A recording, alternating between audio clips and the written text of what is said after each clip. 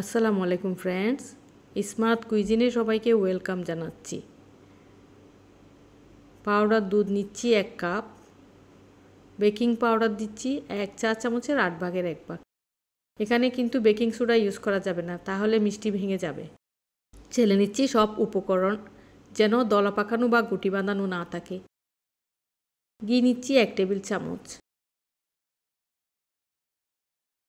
ঘি দিয়ে পাউডার দুধ খুব ভালোভাবে ময়ান দিয়ে নিচ্ছি। ময়ান দেওয়াটা খুব ভালো হতে হবে, সেজন্য আঙ্গুলের সাহায্যে ঘষে ঘষে ময়ান দিয়ে নিচ্ছি। একটা ডিম ফেটিয়ে নিচ্ছি।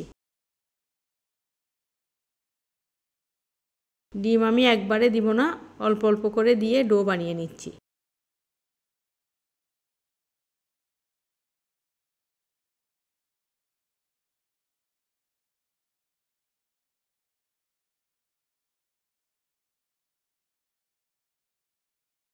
ডোটা দেখে মনে হচ্ছে অনেক নরম হয়ে গেছে।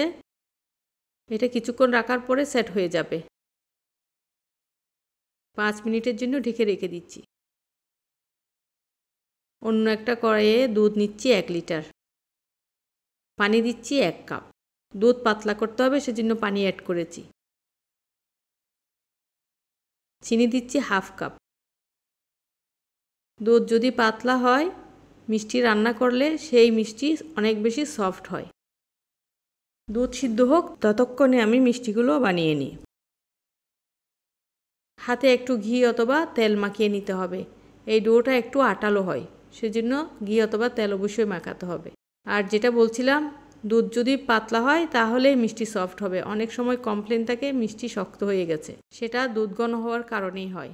আমি একটা চমচম মিষ্টি শেপ দিয়ে দেখাচ্ছি কতটা স্মুথ হয়েছে উপরে। ডো ভালো হয়েছে বলে মিষ্টিগুলো দেখতে খুব সুন্দর হয়েছে। মিষ্টিগুলো এমনভাবে বানাতে হবে যেন মিষ্টিতে কোনো ফাটল না থাকে। ফাটল থাকলে দুধে দেওয়ার পরে সেগুলো ভেঙে যাবে। মিষ্টিগুলো ছেড়ে দিচ্ছি, দুধ সিদ্ধ হচ্ছে, তবে চুলার আঁচটা একদম লোতে রেখেছি। একটু নেড়ে দিচ্ছি। এবার আমি ঢেকে দিচ্ছি 10 মিনিটের জন্য। তবে দাঁড়িয়ে থেকে ঢাকনাটা বারবার উঠিয়ে নিতে হবে, তা না হলে দুধ পড়ে যাবে উতলিয়ে। প্রথম 10 মিনিট হাই হিটে রান্না করতে হবে। দেখুন মাশাআল্লাহ, মিষ্টিগুলো ফুলে ডাবল হয়ে গেছে। রেসিপি ফলো করে বানালে আপনাদের মিষ্টিও এরকম হবে ইনশাআল্লাহ। আমি ঢেকে আরও 15 মিনিট মতো রান্না করব। এদিকে আমি একটা বাটিতে কর্নফ্লাওয়ার নিচ্ছি 1 টেবিল চামচ। দুধ দিয়ে একটা মিশ্রণ বানিয়ে নিচ্ছি। এটা আমি দিব হচ্ছে মালাইটা একটু ঘন করার জন্য। যারা মালাই পাতলা খেতে চান তাদের না দিলেও চলবে, স্কিপ করতে পারবেন। আমার পছন্দ হচ্ছে একটু ঘন মালাই। এটা দিয়ে খুব দ্রুত নাড়াতে হবে, তা না হলে দলা পাকিয়ে যাবে। তবে এমনভাবে নাড়াতে হবে যেন মিষ্টি ভেঙে না যায়। এটা দেওয়ার 2 মিনিট পরে আমি নামিয়ে নিচ্ছি। হয়ে গেছে। আমি নামিয়ে উপরে একটু হচ্ছে বাদাম কুচি ছড়িয়ে দিচ্ছি, এটা সুন্দরের জন্য। এটা না দিলেও চলবে। আমি একটা কেটে আপনাদেরকে দেখাচ্ছি কতটা সফট হয়েছে মিষ্টি। আমার এই রেসিপিটা যদি আপনাদের ভালো লাগে একটা লাইক দিতে পারেন, আর সাবস্ক্রাইব করে পাশে থাকতে পারেন। পরবর্তী ভিডিও দেখার আমন্ত্রণ জানাচ্ছি।